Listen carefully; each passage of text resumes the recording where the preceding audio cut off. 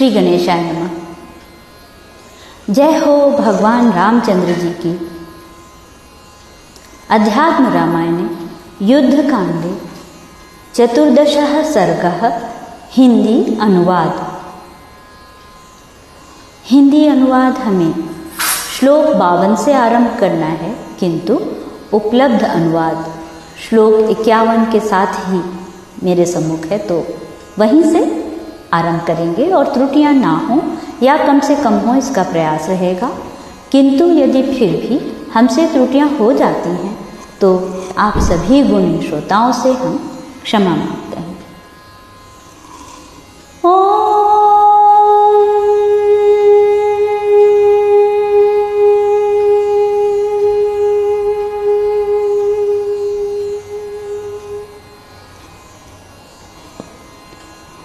अयोध्या से 1 कोस की दूरी पर भरत जी को अति दीन और दुर्बल अवस्था में चीर वस्त्र और कृष्ण मृग चर्म धारण किए आश्रम में निवास करते, शरीर में भस्म रमाए, जटाजूट और वल्कल वस्त्र धारण किए, फल मूलादि भोजन कर भगवान राम के ध्यान में तत्पर हुए रामचंद्र जी की उन दोनों पादुकाओं को आगे रखकर पृथ्वी का शासन करते तथा काषाय वस्त्रधारी मंत्रियों और मुख्य पुरवासियों से घिरे हुए साक्षात मूर्तिमान धर्म के समान देखकर पवन कुमार हनुमान जी हाथ जोड़कर बोले, हे भरत जी, जिन दंडकारण्यवासी तपोनिष्ठ भगवान राम का आप चिंतन करते हैं तथा जिनके लिए आप इतना अनुताप करते हैं,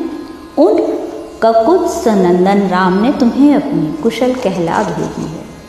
श्लोक 55। हे देव, आप यह दारुण शोक त्यागिए, मैं आपको अति प्रिय समाचार सुनाता हूँ।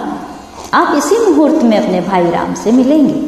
श्लोक 56। भगवान राम युद्ध में रावण को मारकर और सीता जी को प्राप्त कर सफल मनोरथों सीता और लक्ष्मण जी के सहित आ रहे हैं। श्लोक 57।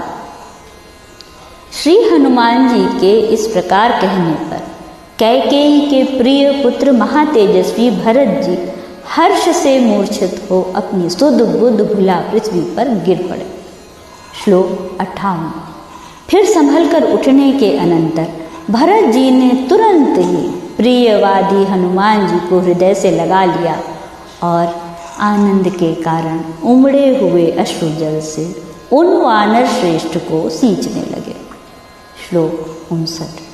और बोले, भैया, तुम कोई देवता हो या मनुष्य हो जो दया करके यहाँ आए हो? हे सौम्य, इस प्रिय समाचार के सुनाने के बदले मैं तुम्हें 1,00,000 गौ, अच्छे 100 गांव और समस्त आभूषणों से युक्त परम सुंदरी 16 कन्याएं देता हूँ। श्लोक 61।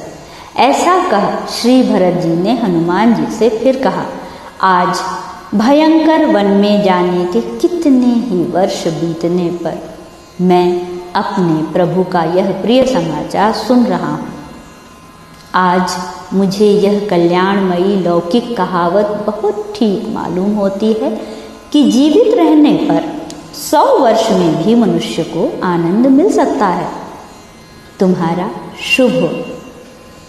तुम यह सच सच बताओ कि श्री रघुनाथ जी के साथ वानरों का समागम कैसे हुआ, जिससे मैं तुम्हारे वचन का पूर्ण विश्वास करूं।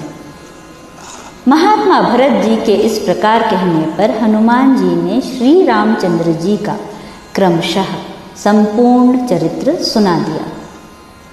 मारुति से वह चरित्र सुनकर श्री भरत जी को अत्यंत आनंद हुआ। श्लोक 66। और उन्होंने अति प्रसन्न होकर आनंद मग्न शत्रुघ्न जी को आज्ञा दी कि हे रघुनंदन, नगर में जितने देवता हैं, महाबुद्धि पंडित जन, उन सबका नाना प्रकार की भेंट और बलि आदि देकर पूजन करें। सूत, वैतालिक, स्तुति गान करने वाले वंदीजन और मुख्य वारांगनाएं आज ही सैकड़ों की संख्या में टोली बनाकर नगर के बाहर निकलें। इनके अतिरिक्त राज महिलाएं, मंत्रीगण, हाथी, घोड़े और पदाति आदि सेना, ब्राह्मण लोग, पुरवासी और यहाँ आए हुए समस्त राजा लोग भी श्री रघुनाथ जी का मुख चंद्र निहारने के लिए नगर के बाहर चले। श्लोक 70।